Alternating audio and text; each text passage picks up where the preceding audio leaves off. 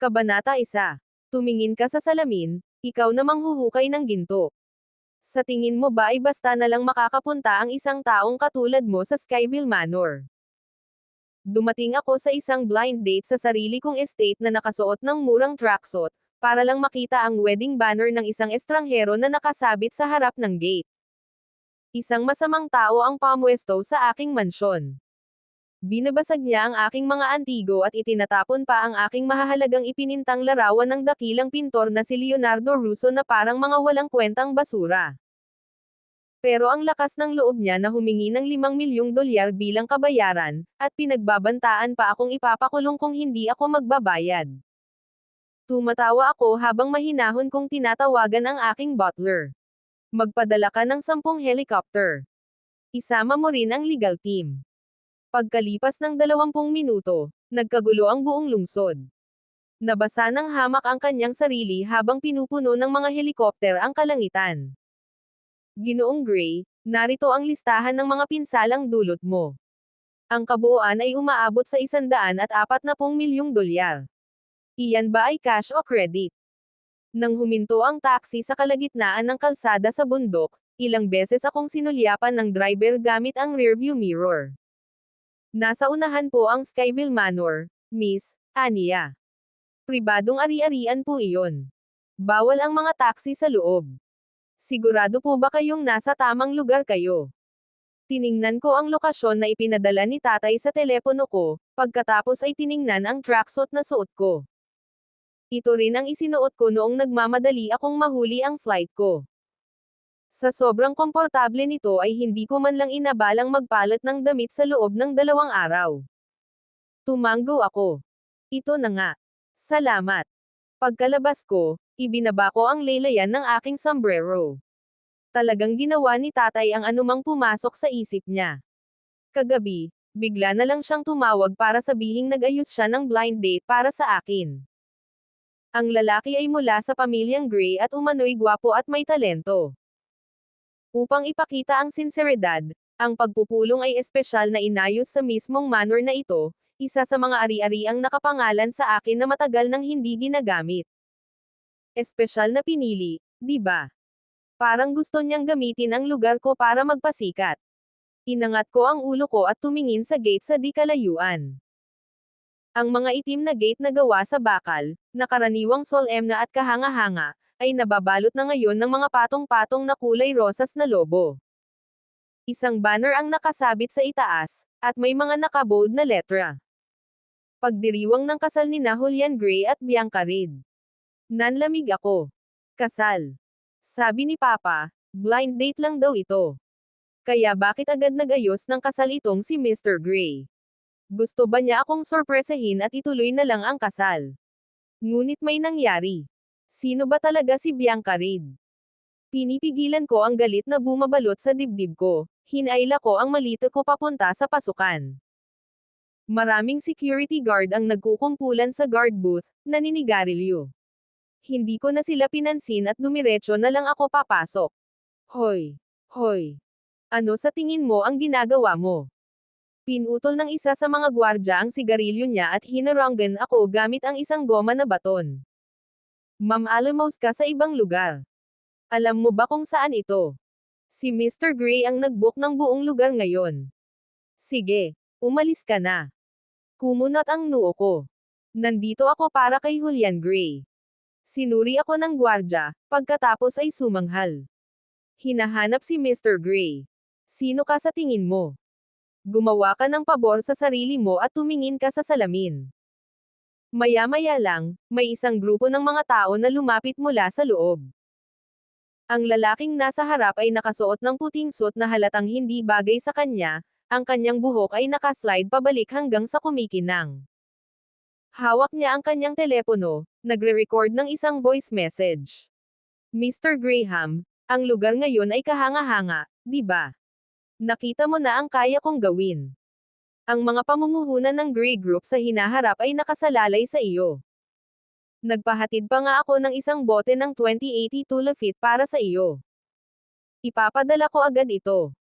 Nang mapansin ang kaguluhan sa gate, ibinaba niya ang kanyang telepono at naglakad palapit, halatang iritado. Ano ba tong ingay na to? Single niya. Hindi mo ba alam na may mga importanteng bisita akong aasikasuhin? Agad na nagbago ang ekspresyon ng gwardya, tila maamo at masunurin. Mr. Gray, dumating itong babaeng ito at hila-hila ang isang sirang malita at iginiit na nandito siya para makita ka. Lumingon si Julian, at sa akin damapo ang tingin niya. Ang tingin niya sa mga mata ay parang namimitas siya ng mga bulok na mansanas sa palengke. Pinilit ko ang sarili kong maging magalang. Ikaw ba si Julian Gray? Ako si Vivian Brooke. Pinapante ako ng pamilya ko. Pagkabanggit sa pangalan ko, bumalatay ang pagkalito sa mukha niya. Mabilis itong napalitan ng paghamak, na parang may bigla na lang naramdaman. Ngumisi siya at inayos ang suot niyang bawtay. Vivian Brooke. Tanong niya habang papalapit, tumatama sa mukha ko ang amoy ng murang kolon. Ah, sige. Naaalala ko na ngayon. Ikaw yan. Ano nga ulit ang pangalan niya? Napakamot siya ng ulo ng labis. Pasensya na. Masyado na akong maraming babae na niloko. Wala talaga akong maalala na kilvel mo. Humigpit ang kapit ko sa hawakan ng malita ko. Anong sabi mo? Tigilan mo na ang pag-arte. Naiinip na ikinumpas ni Julian ang kamay niya, na parang nagtataboy ng langaw. Ano, narinig mo bang lumaki ako at lumipat sa Skyville Manor, tapos ngayon nandito ka para mangagaw ng pera sa akin dahil lang sa isang lumang kalokohan? Mangarap ka pa. Itinuro niya ang daliri niya sa akin, halos tusukin ang ilong ko. Mayroon akong bilyon-bilyong dolyar na kasunduan na pag-uusapan ngayon. Wala akong oras para makipaglaro sa isang gold digger na katulad mo. Umalis ka na habang magalang pa ako. Kung hindi, sisiguraduhin kong hindi ka makakatagal sa Solterra. Napatitig ako sa arrogant niyang mukha. Baka kailangan ng ipatingin ni tatay ang mga mata niya. Ito ba ang ideya niya ng pagiging bata at may potensyal? Sabi mo sa iyo itong manor. Tumawa ako, ang boses ko ay puno ng galit. Itinuro ko ang mga batong tise sa ilalim ng aming mga paa. Mr. Gray, ang mga kasinungalingan ay may kahihinatnan kapag sumobra ka. Oh, ang lakas ng loob mo. Halos sumabog na si Julian ng may mahina at matamis na boses na nanggaling sa likuran niya. Honey, sino ang nagpapagalit sa iyo ng ganyan? Huwag kang masyadong mag-alala. Masama yan sa kalusugan mo. Lumabas ang isang babaeng nakasuot ng gown na sirena na hanggang sahig. Napakaganda ng kanyang makeup, at sa kanyang leeg ay nakasabit ang isang kwintas na sepiro na sobrang pamilyar kaya't ako'y nanlamig. Iyon ang aking kwintas. Ito mismo ang nakadisplay sa establishmento ng manor. Ang regalo ko sa pagtanda. Kabanata 2. Pinadaan ng babae, si Bianca Reed, ang braso ni Julian sa braso nito, halos idiniin ang sarili sa kanya. Sinulyapan niya ako ng patagilid, hindi mababakas ang puot sa mga mata niya. Isa ba siyang dating kasintahan na ayaw bumitaw? Tinakpan niya ang bibig niya at tumawa. Nandito ka ba ng ganyan ang damit mo? Ano, kagagaling mo lang ba sa construction site pagkatapos mong maghakot ng mga ladrilyo? Sumanghal si Julian. Sino ang nakakaalam? Malamang nabaliw na siya sa pera.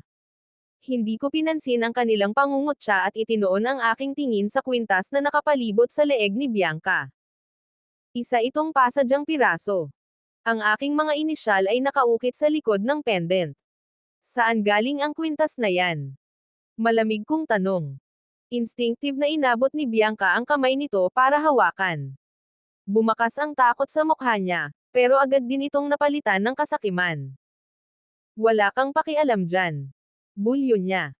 Sa kanya sinasadyang pinalaki ang kanyang dibdib, siniguradong mas makikita ang kwintas. Ibinigay ito sa akin ng aking asawa bilang regalo sa kasal. Isa itong pasadyang piraso na nagkakahalaga ng milyon-milyong dolyar. Naiinggit ka ba? Pastahan ko, ang isang kawawang taong katulad mo ay hindi pa nakakita ng tunay na hiyas sa buong buhay mo. Natigilan sandali si Julian. Malinaw na wala siyang ideya kung saan nga ba nanggaling ang kwintas, pero para magmukhang wala, sumama na lang siya. Tama. Malakas niyang sabi. Napanalunan ko yan sa isang subasta sa ibang bansa para kay Bianca. Tumingin siya sa akin ng mayabang. Ano, gusto mo rin ba ng isa? Gumapang kapalapit at dilaan ang sapatos ko. Baka pagkatapos ay bigyan kita ng ilang daang dolyar para makabili ka ng peke.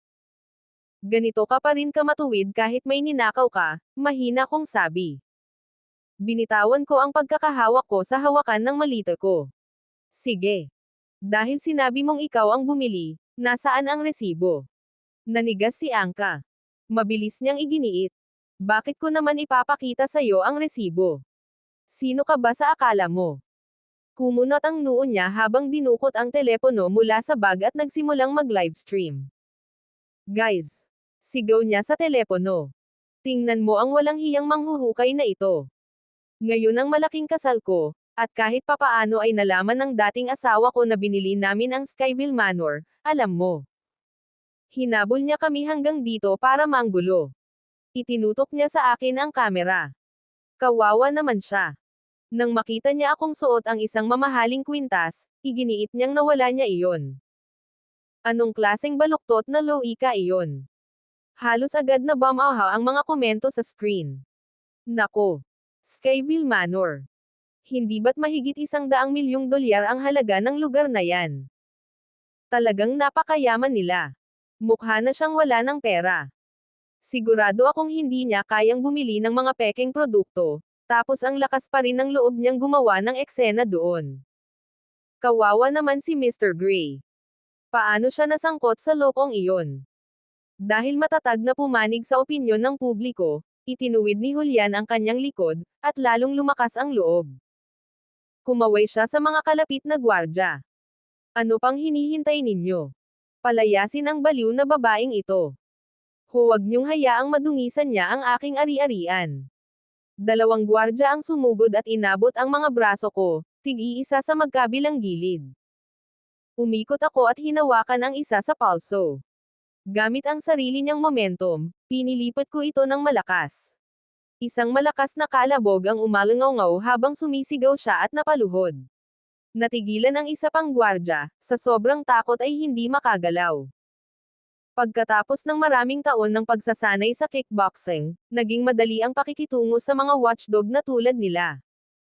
Inikat ko ang palso ko at tumingin kina Julian at Bianca. Papalayasin mo ako. Malamig akong tumango at dumiretso sa may-ari sa may gate. Gusto kong makita kung sino ang maglalakas loob na pigilan ako.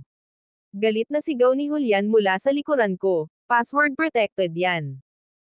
Sino ka ba sa akala mo? Sa tingin mo ba talaga ay mababasa mo yan? Hindi na ako nag-abalang sumagot.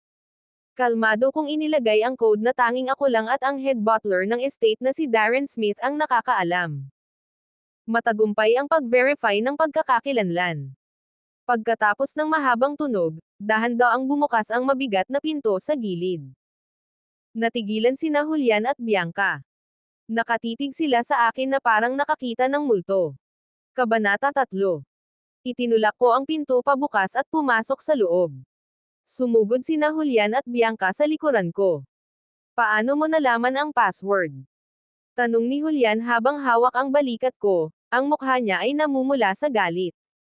Nakita mo ba ang dating may-ari? O nakikipagtalik ka sa isa sa mga tagalinis dito? Ayaw talaga niyang maniwala na ako ang may-ari. Sa sobrang talino niya, iyon lang ang mga nakakadiring paliwanag na naiisip niya. Tinanggal ko ang kamay niya nang hindi nagsasalita.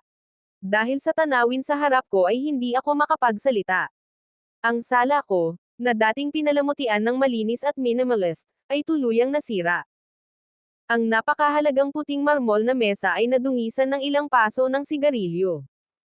Ang mga orihinal na ipinintang larawan na dating nakasabit sa mga dingding ay tinanggal at itinapon sa isang sulok upang mag-ipon ng alikabok. Napalitan ng mga matangkad na poster na pininturahan ng spray paint na may mga malaswang kulay, bawat isa ay nakamount sa magarbong gintong plastic na mga frame. At ang pinakanakakagulat na bahagi ay ang isang napakalaking poker table na nakapatong mismo sa gitna ng sala. Maraming lalaking mukhang maalay ang nakaupo sa paligid nito, naninigarilyo at naglalaro ng baraha. Ang abo ng kanilang sigarilyo ay nagkalat sa aking alpombrang Horizon na parang itim na uling. Ano ba to? Sino ba ang may gawa nito? Hindi ko napigilan ang sarili kong magmura. Akala ni Julian ay natulala ako sa umano'y marangyang ayos niya kaya agad akong nagmayabang muli. Ano? Gulat. Nakangising sabi niya. Itinuro niya ang mga lalaking nasa mesa. Ang mga lalaking ito ay pawang mga kilalang boss sa Solterra. Nandito silang lahat ngayon para pag-usapan ang mga proyektong nagkakahalaga ng bilyon-bilyong dolyar kasama ko. Ang pagpapapasok sa iyo ay isang pabor, para ipakita sa iyo kung ano ang hitsura ng tunay na lipunan ng mga piling tao. Itinuro niya ang mga lalaking nasa mesa. Ang mga lalaking ito ay pawang mga pangunahing tauhan sa Solterra. Nandito sila ngayon para pag-usapan ang mga proyektong nagkakahalaga ng bilyon-bilyong dolyar kasama ko. Pinayagan kita bilang pabor, para ipakita sa iyo kung ano ang hitsura ng tunay na lipunan ng mga piling tao. Habang nagsasalita siya, naglakad siya papunta sa dingding at itinuro ang isang spray painting ng isang malaking gold bar. Nakikita mo ba ito? Ito ay sining. Ano nga ulit ang tawag mo rito? Ah, oo, estilo ni Van Gogh. Mukhang proud siya sa sarili habang nagpapatuloy, nagbayad ako ng 3 milyong dolyar para ipagawa ito sa isang obra maestra. Sumisimbolo ito ng walang katapusang kayamanan. Hindi tulad ng mga nakakabagot na painting na nakasabit dito dati. Malas lang ang pagtingin sa mga ito. Kumabog ng malakas ang mga sentido ko. Ang dating nakasabit doon ay ang The First Breakfast ng dakilang pintor na si Leonardo Russo. Ngayon ay nakalapag na ito sa tabi ng basurahan, na may kalahating tasa ng soda na binuhusan. Mr. Gray. Julian Gray, di ba? Huminga ako ng malalim at itinuro ang painting. May ideya ka ba sa ginawa mo? Itinapon mo ang mga likhang sining na nagkakahalaga ng daan-daang milyong dolyar at pinalitan ang mga ito ng mga print sa tabi ng kalsada na nagkakahalaga ng wala pang 10 dolyar bawat isa. Tiningnan ako ni Julian ng may paghamak. Daan-daang milyon. Kahit man lang, gawin mong kapanipaniwala ang mga kasinungalingan mo. Sumabay si Bianca sa isang pang-iinis, ang tono ay puno ng sarkasmo. Honey, huwag mo na siyang pakialaman. Malamang ay hindi pa nakakapunta sa art gallery ang isang taong tulad niya. Ano naman ang alam niya tungkol sa sining? Inggit lang siya na may pera tayo at gusto niya tayong singilin. Sa sandaling iyon, tumigil sa paglalaro ang mga lalaki sa mesa. Bumuga ng usok ang isang lalaking kalbo na may tiyan na parang nasa beer habang nakatitig sa akin. Julian, maaaring medyo mura ang pananamit ng babaeng ito, pero napakaganda ng pangangatawan niya. Matagal mo na ba siyang kasintahan? Agad na nagbago ang pananaw ni Julian. Mr. Graham, huwag kang magpatawa. Isa lang siyang baliw na babae na hindi ko kayang iwan. Kinuha niya ang bote ng alak sa tabi niya. Nandito ako sa bote ng 2082 Lafite na nabanggit ko rito. Kung gusto mo, bakit hindi mo siya hayaang magsalin ng isang baso para humingi ng tawad? Humajejek si Mr. Graham at inabot ako. Tara na, mahal. Samahan mo akong uminom. Umalis ka. Inagaw ko ang bote ng alak mula sa kamay ni Julian at malakas itong inihampas sa gilid ng mesa. Nabasag ang ilalim ng mabangga. Tumalsik ang pulang alak sa sahig at sa buong katawan ni Mr. Graham. Bibigyan kita ng 3 minuto, sabi ko, malamig at matatag ang boses. Habarin mo ang kwintas ko, linisin mo itong lugar na ito, at umalis ka na sa bahay ko. Kabanata 4. Nakahawak si Mr. Graham sa likod ng kanyang kamay, kung saan tumutulo ang dugo. Pusong aso ka. Sigaw niya. Ang lakas ng loob mo na saktan ako. Lumingon siya at sumigaw kay Julian, ganito mo ba tinatrato ang mga bisita mo? Nagulat si Alien, at ang kanyang pagkabigla ay mabilis na nauwi sa matinding pagkapahiya. Ang mapahiya ng ganito sa harap ng isang mamumuhunan ay malamang na mas malala pa para sa kanya kaysa sa mamatay. Mga gwardya. Sigaw niya. Pigilan ninyo ang baliw na babaeng ito. Muling lumapit ang 2 gwardya, nakataas ang mga goma na batuta. Hinigpitan ko ang kapit sa basag na bote ng alak, handang lumaban hanggang dulo. Biglang napasigaw si Bianca sa tabi ko. Sinadya niyang umatras, at ang kanyang matataas na takong ay, hindi sinasadyang, natamba ang isang kristal na florera na kasing taas ng baywang, na nakalagay sa tabi ng cabinet sa pasukan. Malakas na bumagsak ang florera sa sahig, at nagkapira-piraso. Agad akong tinuro ni Bianca, ang boses niya ay tumataas ng isang oktaba. Baliw ka. Nababaliw ka na ba? Para lang makaganti sa amin, binasag mo ang paboritong antigo ng asawa ko. Malamig na pinanood ang kanyang kaawa-awang pagganap. Hindi naman ganoon kahalaga ang florera na iyon, pero medyo luma na ito. Isa itong bagay na pinahahalagahan ng aking lolo noong nabubuhay pa siya. Natigilan sandali si Julian, pagkatapos ay agad na nakabawi at sumunod din. Mahigit 1,000 taong gulang na ang kristal na florera na iyon. Sigaw niya. Ibinenta ito sa subasta sa halagang $5,000,000. Lumapit siya, ang galit sa mukha ay napalitan ng mapagkalkulang kasakiman. Vivian, pakakawalan na sana kita ng may babala lang, pero ngayon. Mukhang hindi na mangyayari yan. 5,000,000 na danyos, kasama ang isa pang milyon para sa gastusang medikal ni Mr. Graham. Bayaran mo ang bawat sentimo, kung hindi ay sisiguraduhin kong mabubulok ka sa bilangguan. Pagkatapos ng mga salitang iyon, biglang tumigil sa pag-iyak si Mr. Graham. Hindi na niya inabala pa ang dugo sa kanyang kamay. Muling dumaan ang kanyang mapang-asar na tingin sa akin habang nakangiti. Julian, huwag mong takutin ang dalaga rito. Yumuko siya palapit sa akin, sabay tawa. Maaaring napakalaki ng halaga ng $5,000,000 para sa iyo. Kung ikaw mismo ang magbabayad niyan, hindi mo ito matatapos bayaran sa buhay na ito. Pero para sa akin, barya lang ito. Paano kung ganito?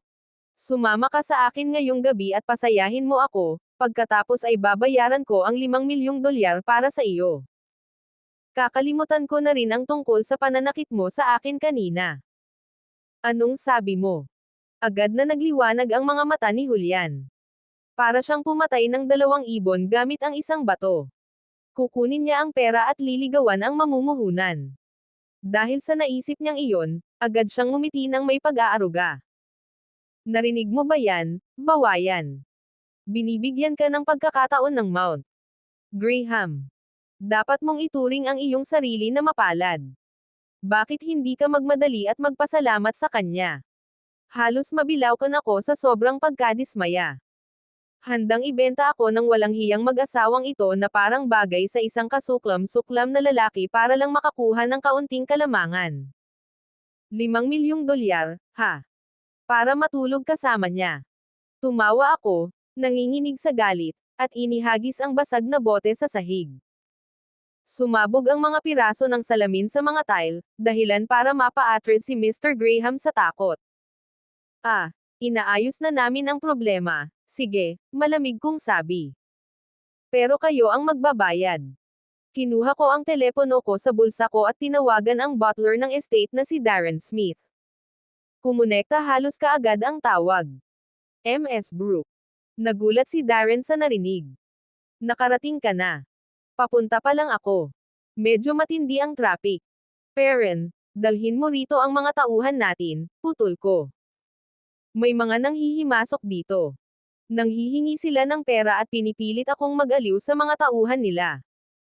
Magsama ka ng abogado, at saka. Bago pa ako matapos, biglang nawalan ng laman ang kamay ko. Sumugod si Bianca at inagaw ang telepono ko. Nang makitang konektado pa rin ang tawag, ngumisi siya at pinindot ang speaker button. Hoy, matandang lalaki. Mabagsik niyang sigaw sa telepono. Isa ka sa mga extra na kinuha ng babaeng ito, di ba? Ang galing mo talagang mag-artista. Nandito na kami ngayon sa Skyville Manor, at lahat ng nandito ay pagmamay-ari ng pamilyang Gray. Ako ang may-ari ng bahay na ito. Kahit sino ka pa o gaano karaming lalaki ang dinala mo, mayroon kang 20 minuto para maghatid ng $6,000,000 na pera para pantubos sa babaeng to. Kung hindi, Huhuberin ko siya at ipapa-livestream ko ang pagpaparada niya sa mga kalye. Naiintindihan mo, matandang bastos ka. Sa kabilang dulo, biglang nawala ang maingay na paligid. Pagkatapos ng ilang segundong katahimikan, muling narinig ang boses ni Darren. Pero hindi na ito banayad. Sa halip, may dala itong lamig na nagpang-inag sa lahat. Sige, sabi niya. Ang may bahay ng Skyville Manor, di ba? Umaasa ako na sa loob ng 20 minuto, makakatayo ka pa rin ng maayos kapag kinausap mo ako.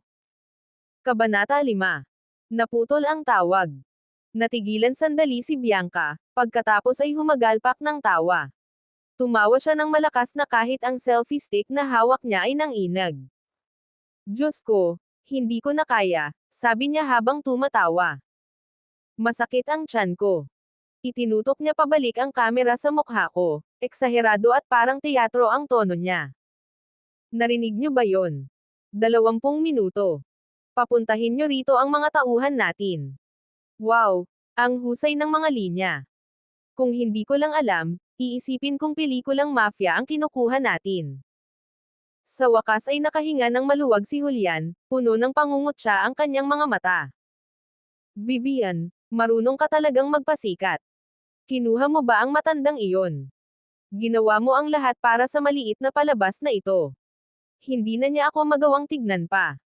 Sa halip, tamad siyang kumaway sa grupo ng mga kaibigan niya na nasisiyahan sa palabas. Sige, mga bata, huwag kayong tumayo lang dyan. Buksan ninyo ulit ang musika at ituloy ang party. 20 minuto, ha? Gusto kong makita kung babagsak ba ang hukbo ng Australia mula sa langit, o kung ang baliw na babaeng ito ay magsisipagyuko at hihingi ng tawad. Napuno ng tawa ang kwarto.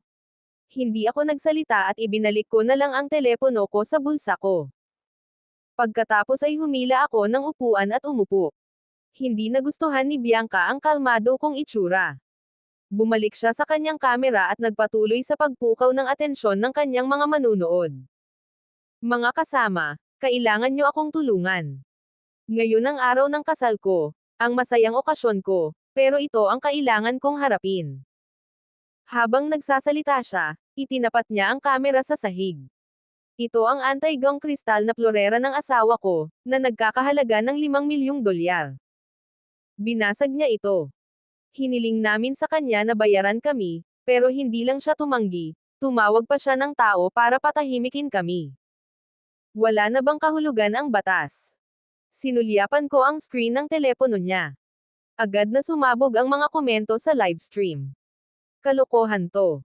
Tawagan mo ang pulis at arestuhin mo siya. Tingnan mo kung gaano siya kahirap. Malamang nagseselos lang siya. Ang mga basurang tulad niya ay kanser sa lipunan. Kalabanan mo siya. Kawawang Bianca. Nasira ng ganito ang kasal niya. Habang walang humpay na dumarating ang mga pang-iinsulto, isang kislap ng kasiyahan at tagumpay ang sumilay sa mga mata ni Bianca. Tumalikod siya sa kamera, tinaasan ako ng kilay, at tahimik na sinabing, "Tapos ka na." Tama na ang mga walang kwentang kalokohan na ito, single ni Mr. Graham mula sa gilid. Kumuha siya ng mantle at magulo itong ibinalot sa kanyang duguan pa ring kamay. Labis na nag-alab ang pagnanasa sa kanyang mamantikang mukha. Masyadong mahaba ang 20 minuto. Hindi ako naghihintay. Masyadong mahaba ang 20 minuto. Hindi ako maghihintay. Humakbang siya palapit sa akin, mabagal at maingat. Tumigil ka na sa pag-arte ng inosente, mahal ko. Ang galing ng galaw mo ngayon. Gusto ko yan. Dahil ayaw mong magbayad gamit ang pera, gamitin mo na lang ang katawan mo. Sumandal si Julian sa dingding, malamig na nanood. Sumipol pa siya sa tuwa. Mr. Graham, dahan-dahan lang. Huwag mo muna siyang patayin. Umaasa pa rin ako na babayaran niya ako ng 5 milyon na yan. Relax ka. Relax ka. Alam ko ang ginagawa ko. Ngumisi si Mr. Graham ng malazwa at sumugod sa akin. Nang magsimula siyang magsalita kanina, nakapasok na ang kamay ko sa bulsa sa gilid ng tracksuit ko. Tumayo ako at umiwas sa isang mabilis na galaw, ginamit ang momentum niya para umikot papunta sa tagiliran niya. Pagkatapos ay itinaas ko ang isang maliit na pulang bote diretso sa mga mata niya, at ibinagsak ito ng malakas. Isa itong bote ng high concentration pepper spray. Matapos ang mga taon ng paglalakbay ng mag-isa, nakasanayan ko nang dalhin ito. Gayunpaman, hindi ko inaasahan na magagamit ko ito sa sarili kong tahanan. Isang matalim at pulang ambon ang direktang dumampi sa mukha ni Mr. Graham, at isang matinis na sigaw ang bumalot sa silid. Mga mata ko. Mabubulag ako. Ikaw na asong babae. Papatayin kita. Napahawak siya sa mukha niya at padubog na gamulong sa sahig. Biglaan ang mga pangyayari kaya't lahat ay natigilan. Napuno ng masangsang na amoy ng sili ang sala. Ang mga nakatayo sa malapit ay nagsimulang umubo ng malakas. Vivian, baliw ka ba? Sigaw ni Bianca, halos mabitawan ang kanyang telepono. Nagbago ng tuluyan ang ekspresyon ng mukha ni Julian. Hinablot niya ang isang matibay na upuang gawa sa kahoy at diretsyong sumugod sa akin. Ang lakas ng loob mong manggulo sa bahay ko. Sumugod din ang mga gwardya sa malapit. Sigaw ni Julian, saktan mo siya. Kung mamatay siya, ako ang mananagot sa kahihinatnan. Hinigpitan ko ang hawak ko sa bote ng spray at umatras sa isang sulok, tinitigan si Julian habang sumusugod siya. Hindi kalakihan ang isang bote, pero sapat na iyon para maubos ko ang ilan sa mga duming ito. Pagkaangat pa lang ni Julian ng upuan, nagsimulang manginig ng mahina ang lupa. Ang mga ugong ay agad na nauwi sa isang malakas na dagandong mula sa labas ng mga bintana. Tumalon ang lahat. Natigilan si Julian at bigla na lang tumangala. Ano iyon? Lindol. Sa bintana na mula sahig hanggang kisame, nakita ko ang mga kulay rosas na lobo malapit sa harapang gate na sumabog at nagkalat sa lahat ng direksyon. Mahigit 100 ng helikopter ang pumailan lang sa ibabaw ng estate, hinahampas ang hangin sa malalakas na agos habang pababa ang mga ito. Sa dingding, ang minutong kamay ng orasan ay tumama sa huling marka. 20 minuto. Walang kahit isang segundong huli. Kabanata 6. Bago pa man makapag-react ang kahit sino, isang malakas na electronic beep ang tumunog mula sa pintuan. Nang sumunod na segundo, sapilitang binuksan ang kandado. 12 ng matipunong lalaki na nakasuot ng itim na suit na may mga earpiece na nakakabit sa kanilang mga kwelyo ang sumugod at agad na isinara ang sala. Ang iilang gwardya na sumusuporta kay Julian kanina ay napaurong sa mga pader, nakasuksok ang mga ulo, halos hindi makahinga.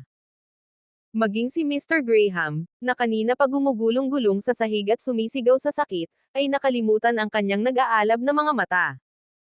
Nakatitig sa kanyang isang matang gumagana pa rin, at tiningnan ang mga nanghihimasok ng may matinding takot. Maayos na naghiwalay sa gitna ang mga lalaking nakaitim na Amerikana, at pumasok ang isang matandang lalaking nakaabong Amerikana. 2 grupo ang sumunod sa kanyang likuran. Sa kaliwa ay may ilang taong may dalang mga briefcase, mga gintong insignia ng law firm na nakadikit sa kanilang mga dibdib. Sa kanan ay isang lalaking nasa katanghaliang gulang, basang-basa ng pawis. Si Steve Hart iyon, ang general manager ng property management ng Skyville Manor. Natigilan si Julian sa nakita, ngunit nang makita niya si Steve, bumalik ang kanyang tapang. Itinapon niya ang upuan sa tabi. Bumalik sa kanyang mukha ang mayabang na pagyayabang, mas malakas kaysa dati. Sa isip niya, ang ganitong kalaking kaguluhan ay nangangahulugan lamang na may kasama si Steve na ilang VIP para makuha ang pabor niya. Mga helikopter at lahat ng iyon. Mr. Hart. Tipid ng ngiti ni Julian at sabik na naglakad paarap. Dapat sinabi mo sa akin na pupunta ka. Muntik na akong mapahiya sa engranding pagpasok mo. Habang nagsasalita siya, inabot niya ang kamay sa matandang lalaki sa harapan. Hindi siya nakilala ni Julian. Ngunit nang makita niyang nakasunod si Steve ng may paggalang, natitiyak niyang ang matandang ito ay isang mahalagang tao. Kaibigan mo siguro itong Ginoon na ito. Isang kasiyahan. Ako si Julian Gray, at ngayon ay ang aking. Hindi pa man niya naaabot ang manggas ng lalaki nang biglang humakbang ang isang nakaitim na bodyguard at itinulak siya palayo. Magwala. Dahil sa labis na pagkagulat, Napaatras si Julian ng ilang hakbang at tuluyang bumagsak sa upuang itinapon niya. Sumirit siya sa sakit. Ano ba yang ginagawa mo? Napahiya at galit na galit, itinuro niya ang bodyguard at nagmura. Mr. Hart, ganito ba ang ugali ng mga tao ninyo? May mga asal ba sila kahit kaunti? Muntik nang bumagsak si Steve agad. Hindi siya nang ahas na tumingin kay Julian kahit isang beses. Pababa ng pababa ang kanyang bid, hinihiling na sana'y tuluyan na siyang bumagsak sa sahig. Hindi man lang sumulyap ang matandang lalaki kay Julian. Dir-diretso siyang naglakad sa gitna ng karamihan, malinaw ang kanyang patutunguhan. Patungo siya sa sulok ng silid. Nakatayo ako roon, mahigpit pa rin ang hawak sa pepper spray sa aking kamay. Medyo magulo ang aking buhok, at natatakpan ng alikabok ang aking tracksuit. Nabalot ng katahimikan ang silid. Huminto ang lalaki ng 3 hakbang sa harap ko. Pagkatapos, sa ilalim ng hindi mabilang na gulat at hindi makapaniwalang mga titig, inilagay niya ang isang kamay sa kanyang dibdib at bahagyang yumuko. Binibini.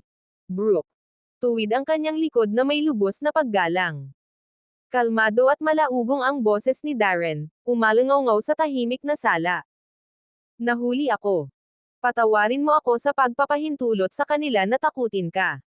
Kasabay nito, sabay-sabay na yumuko ang 2 hanay ng mga bodyguard na nakaitim ang suot. Napaluhod si Steve nang may malakas na kalabog habang sumusuray sa direksyon ko. Ms. Brooke. Ang pagpapabi ko sa tungkulin. Pasensya na sa hinayaan kong makaistorbo ka sa mga ganitong klaseng basura. Pakiusap, parusahan mo ako. Sa sandaling iyon, tila nagyelo ang hangin. Nakaawang ang bibig ni Julian, nanlalaki ang mga mata na parang lalabas sa kanilang mga butas. Nakatayo si Bianca na parang natigilan, nakataas ang telepono sa kalagitnaan, tulala. Tungkol naman sa livestream niya na hindi naman pinatay, sumabog ito na parang avalanche pagkatapos ng maikling sandali ng katahimikan. Banal na tae. Anong nangyayari? Ang mayordoma. Si Ms. Brooke. Bakit nagbago na ang sitwasyon? Sino ba naman ang nagsabing magnanakaw siya? Sino ba ang nagsabing kumuha siya ng mga artista? Nakakabaliw ang hanay ng mga helicopter at bodyguard na ito. Kung pag-arte ito, ili-livestream ko ang sarili ko habang kinakain ko ang keyboard ko.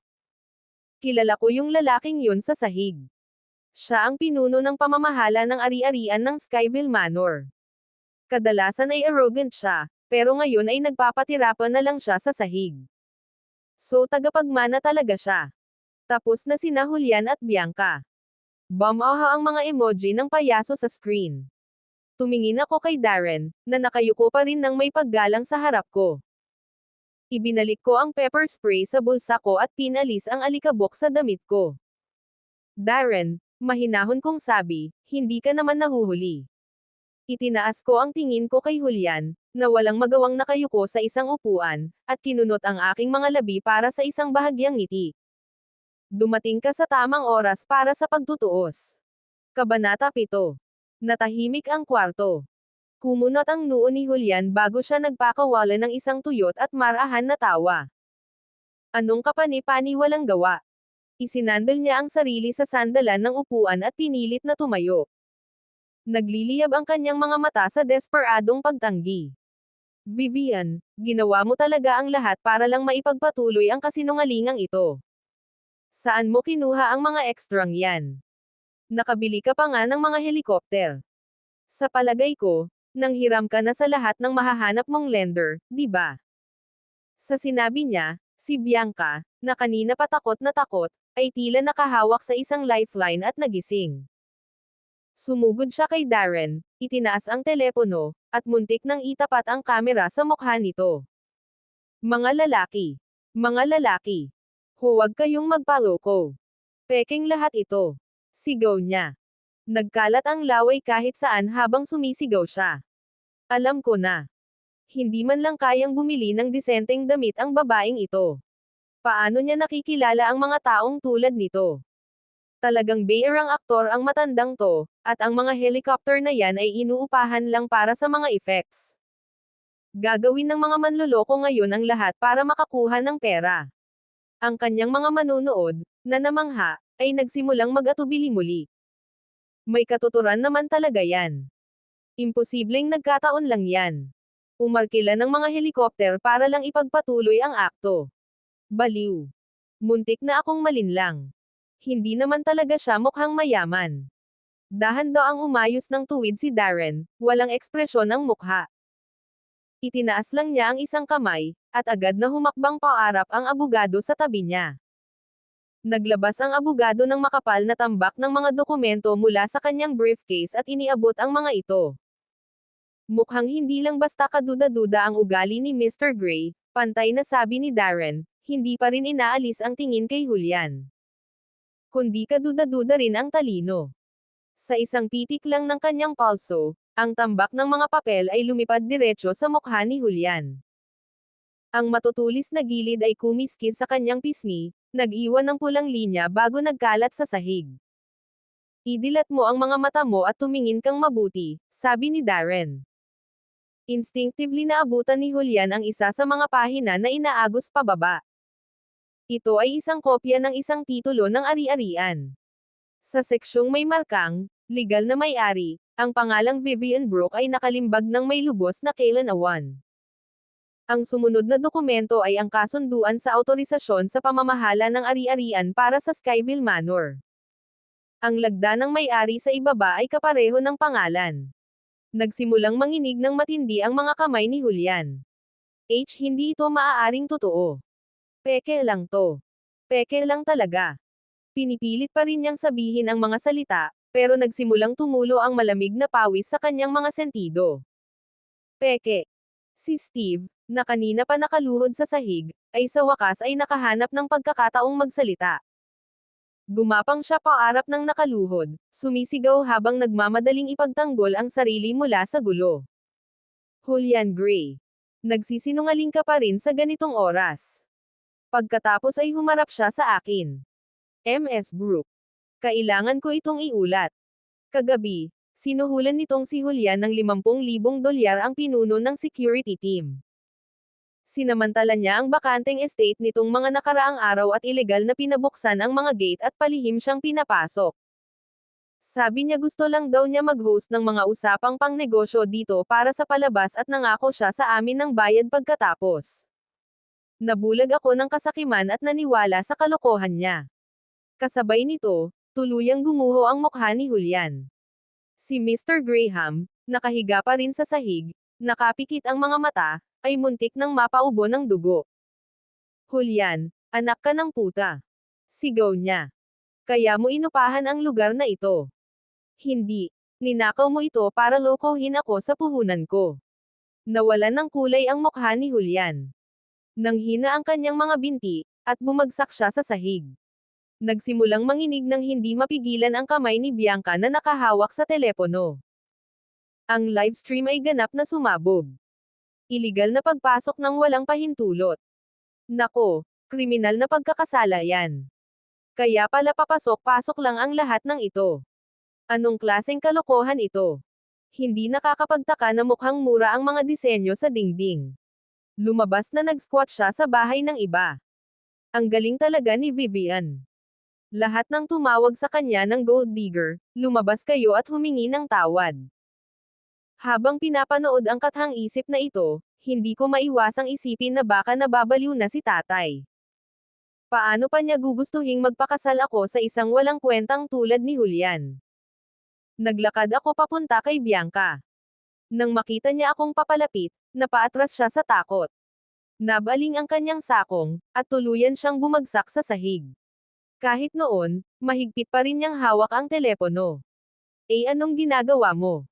Tanong niya, nanginginig ang boses. Ito ay isang bansang pinamumunuan ng batas.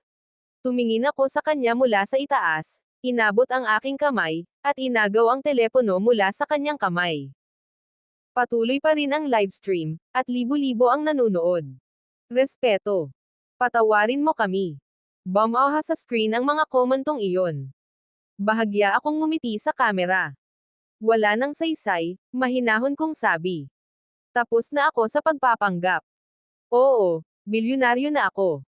Pagkatapos noon, marahang tinapik ko ang screen at tinapos ang livestream. Ibinalik ko ang telepono kay Bianca at humarap kay Darren. Dahil gustong-gusto ni Mr. Gray ang pagpapalabas ng isang engranding palabas, hayaan mo siyang magbayad para sa bawat bahagi nito. Kung hindi, maaari siyang mabulok sa bilangguan para sa bawat dolyar na kulang. Bahagyang yumuko si Darren, at may kislap ng malamig na paninindigan na sumilay sa kanyang mga mata. Magpakatatag ka, Ms. Brooke. Handa na ang legal team. Kahit mawala pa ang lahat ng pag-aari ni Mr. Gray, ibabalik niya ang bawat sentimo. Kasama na ang interes. Kabanata 8. Tumabi si Darren, at kumilos na ang legal team. Nagsuot sila ng puting guwantes, pagkatapos ay kinuha ang makapal na imbentaryo ng mga ari-arian na inihanda na nila ng maaga. Item 1. Isang orihinal na akda ng First Breakfast, ni Leonardo Russo. Inayos ng pangunahing abogado ang kanyang salamin, paus ang kanyang tono. Naibenta sa Rothby Autumn Auction 2 taon na ang nakalilipas sa halagang $13 milyong. Ngayon ay malubhang nasira at hindi na maisasaayos. Kinakailangan ang buong kabayaran. Si Julian, na nakasalampak sa sahig at nanginginig, ay mahinang bamulong, sila lang pala ang piraso ng papel na iyon. Hindi siya pinansin ng abogado at itinuro ang sahig. Ikalawang item. Isang hinabang carpet na Horizon. Isang piraso na pangpalasyo na hinabi gamit ang sinulid na ginto mula noong ika-18 siglo. Ang halaga ng transaksyon ay $5 milyong. Kasalukuyang sira. Nawala ang kulay sa mukha ni Julian. Makapal ang pawis na tumutulo sa kanyang noo. Si Bianca, na nakayuko sa tabi niya, ay sumikip na sa sarili, mahigpit na nakahawak sa kanyang leeg. Pero ang tingin ng abogado ay diretsyong nakatuon sa kanya. Ikatlong item. Isang pasadyang kwintas na si Piro. 2 bodyguard na nakaitim ang humakbang paarap. Sumigaw si Bianca at sinubukang umatras, ngunit wala silang matatakbuhan. Ibigay mo na, malamig na sabi ng isa sa mga gwardya. Hindi mapigil ang panginginig ni Bianca, tinanggal ang kwintas at iniabot ito sa kanila. Kinuha ito ng abogado at sinuri ang nakaukit sa likod ng pendant gamit ang magnifying glass. Ito ang regalo ni Ms. Brooke noong ika-18 kaarawan niya, pantay niyang sabi. Personal itong dinisenyo ng punong taga-disenyo ng Cartier. Ang isang konserbatibong pagsusuri sa halaga nito ay aabot sa $80 milyong. Nang marinig niya ang presyo, umiwas ng tingin si Bianca, at muntik na siyang himatayan. Naging hirap ang paghinga ni Alien, parang hindi na siya makahinga. Hindi pa tayo tapos, patuloy ng abogado, habang minamarkahan ang mga item sa listahan. Isang anti-gong kristal na florera. Ang mga piraso ay narecover at nakatalogo. Ang tinatayang halaga nito ay aabot sa $1 milyong. Hindi na mababawi ang pinsala sa pagkasunog sa inangkat na puting marmol na mesa. Tinatayang aabot sa $800,000 ang halaga nito. At ang pinsala mula sa spray adhesive sa mga dingding, mga gasgas sa mga sofa na gawa sa tunay na katad, kasama ang mga bayarin na natamo mula sa ilegal na pag-okupa sa lugar. Sa bawat nakalistang item, lalong bumababa ang baluktot ng likod ni Julian. Sa wakas, tumigil sa pagsusulat ang abogado at pinindot ang calculator. 13 milyon, dagdag 5 milyon, dagdag 80 milyon, dagdag. Maya-maya pa, pinunit niya ang mahabang listahan at lumapit kay Julian. Mr. Gray, napakalinaw po ng listahan. Kung hindi kasama ang mga pinsala sa emosyonal na pagkabalisa at kriminal na pananagutan para sa ilegal na pagpasok ng walang pahintulot, ang kabuoang kabayaran para sa pagkawala ng ari-arian pa lamang ay umaabot na sa $140 milyong. Nakatitig si Julian sa kanya ng blanko, ang mga matang walang pokus, na parang hindi pa rin niya maintindihan ang ibig sabihin ng numero. Walang ekspresyong inilabas ng abogado ang isang portable POS terminal mula sa kanyang bulsa. Magbabayad ka ba gamit ang card? Mahinahon niyang tanong. O cash? 140 milyon. Bulong ni Julian. Biglang kumalat ang mabahong amoy sa hangin. Kumunat ang noo ko at umatras ng isang hakbang. Mabilis na dumilim ang singit ng puting pantalon ni Julian, isang malaking basang mantsa ang kumalat at umaagos pababa sa kanyang mga binti ng pantalon papunta sa sahig. Ang dating mayabang na si Julian Gray ay labis na natakot sa astronomical na figure kaya't kailangan niyang bumawi at mabasa ang sarili. Ilang sandali pa, bumalik ang kanyang dating paningin, at nawalan siya ng malay dahil sa lamig. Sa tabi niya, tuluyan nang napahagulgol si Bianca. Tinapan niya ang kanyang mukha at napaiyak ng husto. Hindi ko alam. Wala talaga akong alam. Kaso niya lahat yon. Huwag mo akong habulin. Wala rin akong pera. Habang pinagmamasdan ang eksena sa harap ko, namuo ang pandidiri sa dibdib ko. Kumaway ako kay Darren. Iwan mo na ang iba sa mga abogado at pulis. Linisin mo muna ang lugar na ito. Isa akong germaphobe. Bahagyang yumoko si Darren. Oo naman, Ms. Brooke. Kabanata Siyam. Sa gilid ng aking mga mata, nakita ko si Mr. Graham, na kanina pa nakayuko sa dingding. Nakayuko siya at papalapit ng papalapit sa pinto sa gilid. Sa kasamaang palad para sa kanya, hindi pa siya nakakapagdalawang hakbang nang hawakan siya ng mga bodyguard mula sa magkabilang panig. Binigyan ko siya ng medyo nakakatuwang ngiti. Mr. Graham, hindi ba't ang tinutukoy mo lang ay ang pagpapatulog ko sa iyo? At ngayon, saan mo sa tingin pupunta? Hinayla siya pabalik ng mga bodyguard. Ibubuka pa lang niya ang bibig para magsalita nang marinig ang mabilis na kalabog ng matataas na takong mula sa pasukan. Pumasok ang isang babaeng nasa katanghaliang gulang na nakasuot ng patahiang pangnegosyo na suit. Pagkakita sa kanya ni Mr. Graham, namutla ang mukha nito. Napaatras siya, nanginginig. Mahal. Bakit ka nandito? Hindi man lang siya tiningnan ng babae. Diretso siyang lumapit sa akin, ang ekspresyon ay parang humihingi ng paumanhin. Binibini. Brooke, labis akong nakikiramay. Tinawagan ako ni Mr. Smith at sinabing nanggugulo ang asawa ko rito. Siya si Jessica Monroe, ang CEO ng Solterra Construction Materials. Mayroon siyang patuloy na mga transaksyon sa negosyo sa aking pamilya. Tumanggo ako. Ms. Monroe, iiwan ko na siya sa iyo. Lumingon siya, lumapit kay Mr. Graham, at iwinaksi ang braso nito nang walang ibang sinabi. Umalangaw sa buong silid ang malakas na sampal. Ang namamagang mukha ni Mr. Graham ay lalong hindi na makilala. May gusto ka na bang mamatay? Single niya sabay dinuro ang ilong nito, palihim kang naglilibot sa likuran ko at gumagawa ng ganitong karumal-dumal na kalokohan. Hihiwalayan kita agad, at aalis ka nang walang dala. Huwag mo ngang isipin ang kahit isang share ng kumpanya. Umalis ka na. Hindi pinansin ang sakit sa mukha nito, napaluhod si Mr. Graham at niyakap ang binti nito habang umiiyak. Mahal. Mali ako. Si Julian na yon. Niloko niya ako para sumama. Wala akong kasalanan.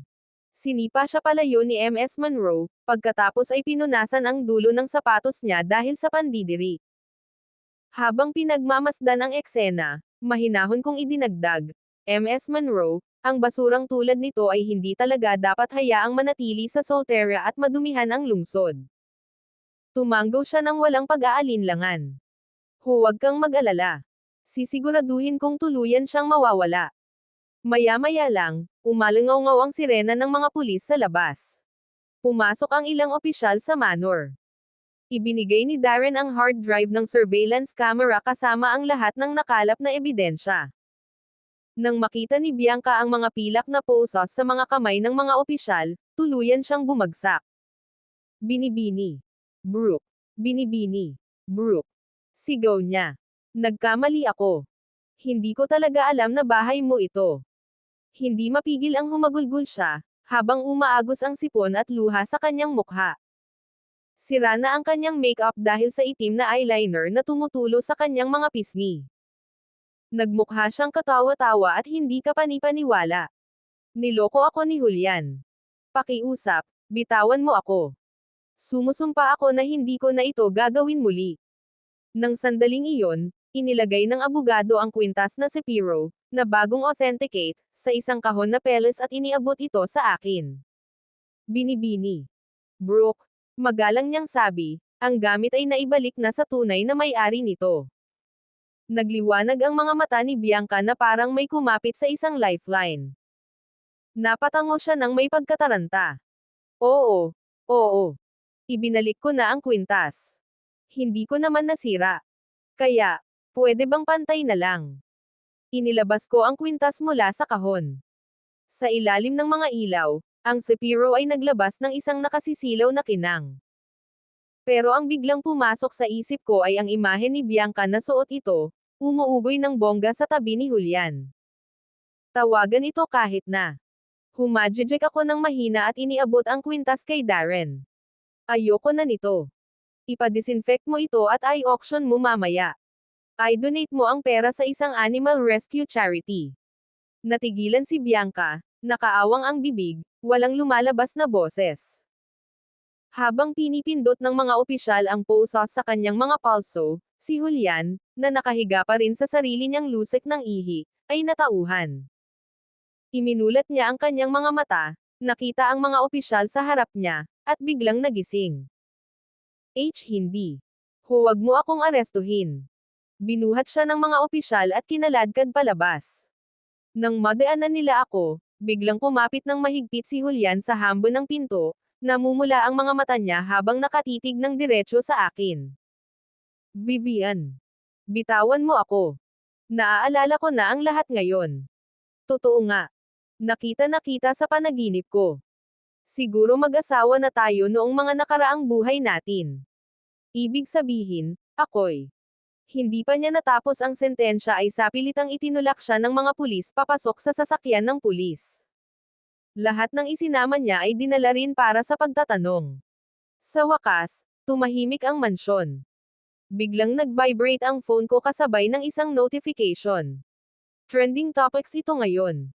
Iskandalo ng pekeng tagapagmana sa Skyville Manor. Ang pampublikong pagpapahiya ni Julian at Bianca. Nag-click ako sa isa sa mga iyon. Ang seksyon ng komento ay puno lamang ng pangungutya at matinding kritisismo. Naging katatawanan na sa buong bansa ang dalawa.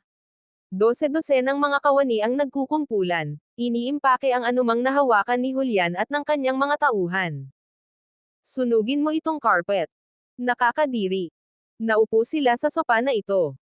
Itapon mo na lang at ibalik mo na lang. Lakasan mo ang bentilasyon. Gusto ko nang mawala itong nakakasukang amoy. Naupo ako sa garden swing, nag-isip sandali, saka tinawagan si Papa. Matapos kong magreklamo sa kanya tungkol sa lahat ng nangyari, hindi ko napigil ang mapamura. Saan mo nga ba nakuha ang isang kakaibang ganyan? May fiancé na siya, at nagdala pa siya ng maraming tao para sirain ang manor ko.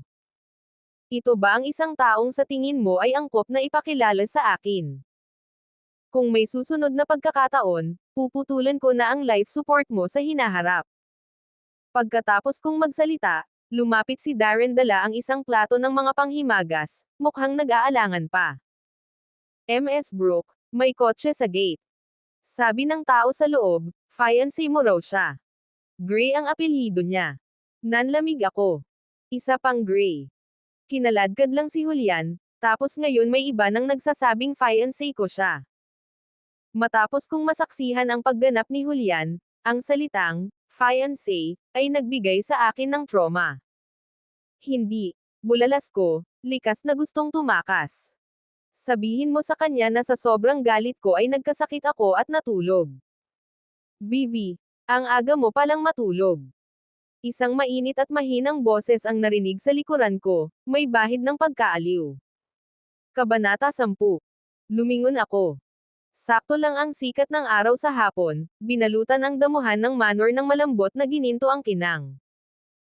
Isang itim na Rolls-Royce Phantom ang nakaparada sa hindi kalayuan, at nakatayo sa tabi nito ang isang lalaki. Dahil nasa likuran niya ang ilaw, kinailangan kong bahagyang pumikit para makita ang mukha niya. At sa sandaling iyon, sumabog ang telepono kasabay ng galit na sigaw ni tatay. Hindi ko pa nabababa ang tawag. Buwisit ka. Nakinig ka ba sa akin kagabi? Ang lalaking itinakda ko para sa iyo ay ang tagapagmana ng Gray Corporation, si Adrian Gray. Hindi isang basta-basta na lang tulad ni Julian. Naglaro kayong dalawa noong naka-diaper pa kayo. Hinabol mo siya ng 3 bloke para lang sa candy niya. Sumumpa ka pa nga na papakasalan mo siya balang araw para makaganti sa kanya. Nontog ba ang ulo mo o ano? Paano mo nagawang sirain ito? Napakalakas ng boses niya, malinaw na umalangaw-ngaw sa malawak na hardin. Agad na nag-init ang mga pisngi ko. Sinubukan kong takpan ang telepono, pero huli na ang lahat. Halatang narinig ng lalaki sa di kalayuan ang lahat. Nakasuksok ang isang kamay sa bulsa ng kanyang pantalon, tahimik siyang nakatayo roon. Nang marinig niya ang mga salita ni tatay, bahagyang nanginag ang kanyang mga balikat, na parang tumatawa. Dali-dali kong pinatay ang tawag at nanatili roon ng alanganin. Nakakahiya ito sa isang kapwa-pahamak na antas. Katatapos ko lang makipagtransaksyon sa isang peke, at ngayon ay dumating na ang tunay. Ang mas malala pa ay narinig niya ang nakakahiyang nakaraan ko. Nagsimulang maglakad ang lalaki palapit sa akin ng may mahahabang hakbang na hindi nagmamadali. Habang papalapit ang distansya, sa wakas ay nakita ko ng malinaw ang kanyang mukha. Wala na talagang ibang paraan para ilarawan ito. Siya ang tipo ko.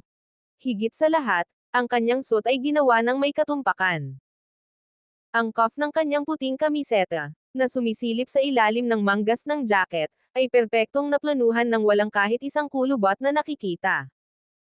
Huminto siya ng 2 hakbang sa harap ko. Ang simoy ng hangin ay nagdala ng malinis at nakakapreskong amoy. Hindi ito ang mura at nakakapang-amoy na cologne na suot ni Julian, kundi ang bahagyang makahoy na aroma. Parang sidro na pinainit ng araw, presko at matatag. Anong pagkakaiba? Naalala ko ang walang humpay na pagpuri ni tatay sa kanya. Tila hindi talaga siya nagsisinungaling.